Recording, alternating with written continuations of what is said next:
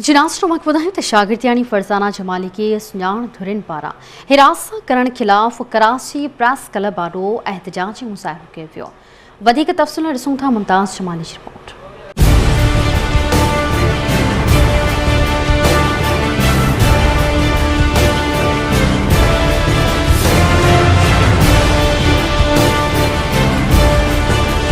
सिंध जे तख्तगाह कराची में सिंध जी न्याणी फरज़ाना जमाली के शहीद बेनज़ीर भुट्टो यूनिवर्सिटी के उस्ताद पारां हिरासत करण खिलाफ़ कलम धड़न सियासी ऐं समाजी धुरन पारां भरपूर एहतजाज किया वियो। कलम धड़न तोड़े सियासी ऐं समाजी धुरन ज़ुएब ज़रदारी, आजिज़ जमाली, डॉक्टर नियाज़ कालानी, हलीम आदिल शेख, खेलदास कोहिस्तानी, इरफान आलमानी, असद भट्ट, ज़ुल्फ़कार जमाली ऐं ॿिनि जी अॻवानी में एहतजाज कयो। उन मौक़े ते ख़िताब कंदे अॻवाननि चयो त फरज़ाना जमाली सां थियल वेदनि खे लॻभॻि हिकु हफ़्तो गुज़री चुको आहे, पर उन बावजूद सरकार तोड़े पुलिस को बि बूटो न ॿारियो। अॻवाननि ॿुधायो त न्याणी खे उस्ताद आमिर खटक पारां हिरासत करण ऐं शहीद बेनज़ीर भुट्टो यूनिवर्सिटी नवाबशाह जे वीसी अरशद सलीम पारां उस्ताद जी पुठ भराई करण नुसूरो नाहक आहे। एहतजाज में शरीक कलम धड़न तोड़े सियासी अॻवाननि आवाज़ न्यूज़ सां ॻाल्हि ॿोल कंदे चयो त न्याणी फरज़ाना खे उस्ताद पारां तंग करण मुज़म्मत जोॻो अमल आहे। हुननि ॿुधायो त उस्ताद पारां शागिर्दनि सां अहिड़ो शर्मनाक वर्ताव कंहिं बि सूरत में बर्दाश्त न कयो वेंदो। मज़म्मत कंदे था कयूं त अरशद सलीम वीसी के हिकदम मोतल करे, खटक के मोतल करे, आमिर खटक के मोतल करे,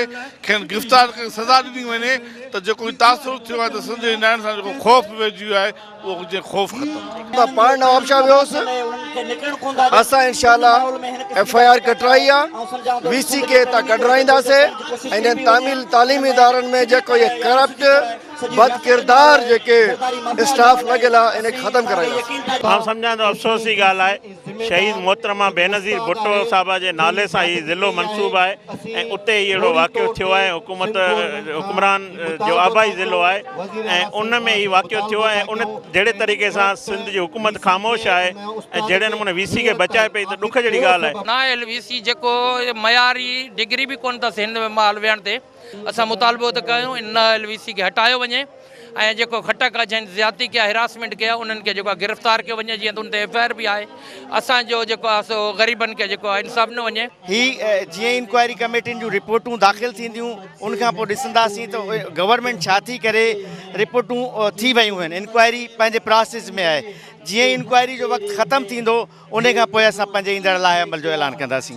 अॼु इहो हिते प्रोटेस्ट थिए थो, पर थ्रू आउट जिथे बि आहे इंशाअल्लाह बलोचिस्तान में बि प्रोटेस्ट ॾिसजो ऐं असां हर फोरम जे मथां सख़्तु मुज़म्मत हिनजो एहतजाज कंदासीं ऐं अगरि असांखे इंसाफ़ न मिलियो, मां वाज़े करे जमाली ट्राइब जी तरफ़ ॿुधायां थो, असां पोइ कंहिं आख़िरी हद तक बि वेंदासीं। वीसी पंहिंजे सीट ते मौजूदु आहे, जॾहिं उहो सीट ते मौजूदु हूंदो उहो कार्रवाई जेका सही तरह सां न थी सघंदी। तंहिं करे मां इहो हिनखे वज़ीर आला ऐं वज़ीर तालीम खे ॾिसो, पीपल्स पार्टी खे सिंध हिन वक़्तु पूरे मुल्क में सिर्फ़ु सिंध मां मैंडेट मिलियो आहे। अगरि सिंधी माण्हुनि जी मालिकी न कंदा त हिननि जो असर इहो थींदो जेको हिन वक़्तु सॼे मुल्क में हिननि जो थियो आहे। सिंधी माण्हुनि जी मालिकी कनि, सिंधी माण्हुनि जे मथे ते हथ रखनि। खुलेआम दहशतगर्दी चइजे जिते जेको आहे सो पंहिंजे यूनिवर्सिटियुनि में असांजी सिंध जे नियाणियुनि खे तालीमी तहफ़ुज़ नथो फ़राहम कयो वञे ऐं हीअ जेका फरज़ाना अॻियां आई आहे ऐं फरज़ाना खे जस्ट ॾींदसि ऐं हिकिड़े एॾे सेंसिटिव इशू ते जेको केरु ॻाल्हाइण लाइ तयारु न हूंदा उते उहा अॻियां आई आहे ऐं पूरी सिंध हुन सां गॾु बीठी आहे। असीं अॼु फरज़ाना सां यकजहती लाइ बीठा आहियूं। का छोकिरी जेकॾहिं कंहिं इदारे में अचे थी त उहो हिकिड़ो मिसाल ठहे थो ऐं उन्हनि खे जेकॾहिं अहिड़े क़िस्म जा मसइला यूनिवर्सिटियुनि में एॾे आला इदारनि में पेश ईंदा त पोइ इहो असांजी सोसाइटी में जेको तालीम ॾांहुं वधण वारो रुझान आहे उन रुझान खे तमामु वॾो हिकिड़ो कापारी धक लॻंदो। साईं, असां हीअ एहतजाज जी काल ॾिनी हुई सिविल सोसाइटी जे तरफ़ां, पंहिंजी जमाली बिरादरी जे तरफ़ां।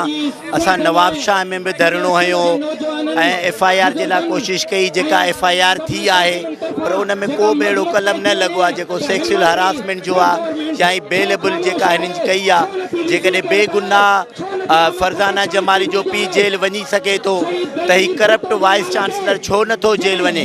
जेके तालीमी इदारा असांजो बुनियादी हिकिड़ो शऊर आहिनि उते इन क़िस्म जे करप्ट माण्हुनि खे रखियो थो वञे, जेकी उते ख़ुसूसी तौर ते सिंध जी न्याणी औरत जो पढ़णु हुजणु उन जो तमामु इंतिहाई ज़रूरी आहे। उन नियाणियुनि ते इन क़िस्म जी जिन्सी हिरासमेंट कई थी वञे, उन जो हेतिरा सारा ॾींहं थी विया आहिनि। सॼी सिंध सरापा एहतजाज आहे। एहतजाज में सोरठ थिएबो अमीर आज़ाद पंवर, सुहेल जमाली, जाम अब्दुल्ला फताह समेजो, बदर सूमरो, महबूब अब्बासी, समी बलोच, तनवीर आरिजो, ससी लोहार समेत सियासी कारकुननि, अदीब, शाइरनि, दानिशवरनि, समाजी अॻवाननि तोड़े शहरनि वॾे में शिरकत कई। उन मौक़े ते अॻवाननि सिंध सरकार खां मुतालबो कयो त तुर्त आमिर खटक ऐं शहीद बेनज़ीर भुट्टो यूनिवर्सिटी वीसी अर्शद सलीम खे उहिदे तां हटाए गिरफ़्तार कयो वञे। ॿी सूरत में बिलावल हाउस अॻियां एहतजाज कयो वेंदो।